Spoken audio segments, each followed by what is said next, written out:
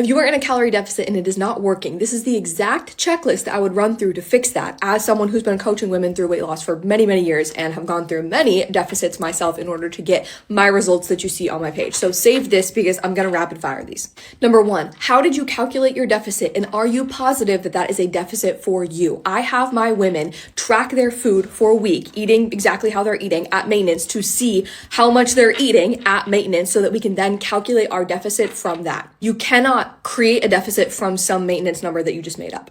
And a lot of the online calculators are incorrect. But the trick here is you have to track everything that week so you have an accurate picture of your maintenance, all right? So start there. Let's say that you are confident that these calories are a deficit for you. Now we are going to take a look at consistency and data, not feelings, okay? All of this is data driven. Are you actually in your deficit every day, not just Monday through Friday? Are you tracking everything that is going into your mouth? Yes, the crust of your kids' sandwiches, the handful of the chocolate chips, the cooking oil.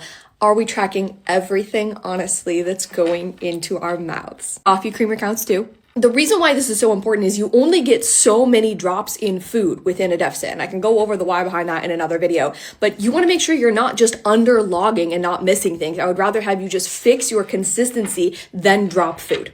And something that goes hand in hand with that, kind of number three, how long have you been consistent?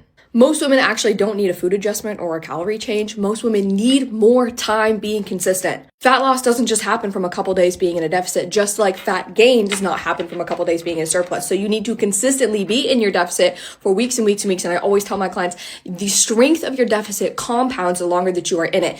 Well, first week, second week, third week, fourth week, fifth week, you really start to see things cooking. How long have you been consistently in your deficit without taking yourself out of the deficit? And then kind of a part two to that, are you accurately tracking? There are so many common tracking mistakes that I see so many women make.